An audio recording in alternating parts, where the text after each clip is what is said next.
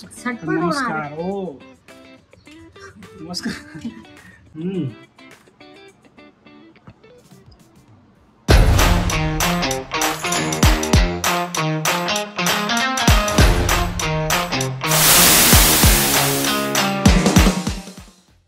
तर नमस्कार मित्रांनो, स्वागत आहे तुमचं आमच्या नवीन यूट्यूब चॅनलमध्ये ज्याचं नाव आहे युसू किचन.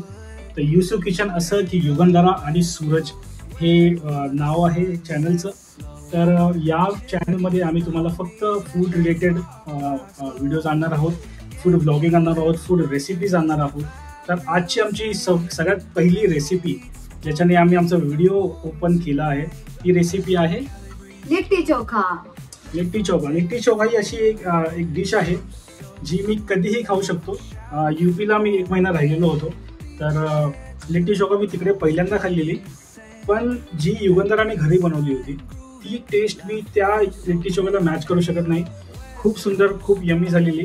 तर सेम रेसिपी ती आज तुम्हाला घेऊन आलेली आहे, सगळं तुम्हाला दाखवणार आहे स्टेप बाय स्टेप. तर तुम्ही सुद्धा ती घरी बनवू शकता, खूप इझी आहे. तर बघूया.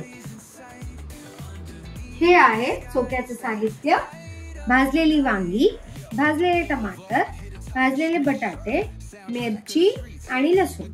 कांदे आपण कापून घेतलेले आहेत. अर्धा कांदा आपण चोख्यामध्ये टाकणार आहोत आणि अर्धा कांदा आपण लिट्टीच्या स्टफिंग मध्ये टाकणार आहोत. ते आपण पुढे बघूया.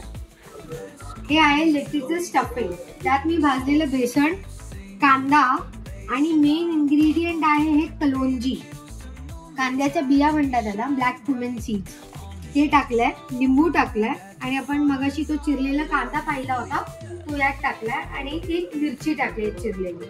हे सगळं मिश्रण एकजीव करून घ्यायचं आणि गोळा करून लिट्टीमध्ये स्टफ करून लिट्टी भाजून घ्यायची. आता आपण लिट्टी बनवूया. पिठाचा एक गोळा घ्यायचा, तो थोडासा एक पॉकेट सारखं बनवायचं. असं पॉकेट सारखं बनवायचं आणि त्यात आपण हे केलेलं बेसनाचं स्टफिंग घालायचं. ऍक्च्युली यूपी आणि झारखंड मध्ये ह्याच्यामध्ये सत्तू घालतात, भाजलेल्या चण्याचं पीठ, भरट वाटलेलं. पण आता आपल्या महाराष्ट्रीयन घरामध्ये अवेलेबल नसतं म्हणून आपण बेसन सुद्धा वापरू शकतो आणि अशी लिट्टी बनवून तयार. हे आपण लिट्टी, आपल्याकडे भांडं नाहीये, लिट्टीचं पण भांडं येतं भाजायचं, पण ते नाहीये सध्या आपल्याकडे, म्हणून आपण टोपामध्ये जरासं तेल टाकायचं, जरासं नावापुरतं तेल टाकायचं आणि लिट्टी ह्याच्यामध्ये भाजून घ्यायचं. हा आपला चोखा रेडी झालेला आहे. ते भाजलेले आपण भाज्या होत्या, बटाटे, टोमॅटो आणि वांग, आपण इकडे एकजीव करून घेतलेला आहे आणि चिरलेला कांदा सुद्धा टाकला आणि लिंबू आणि चवीनुसार मीठ टाकायचं आणि एकत्र करून आपला चोखा रेडी.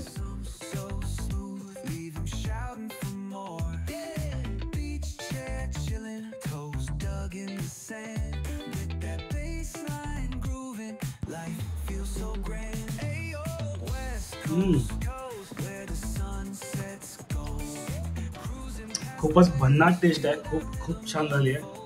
तर तुम्ही पण नक्की ट्राय करा.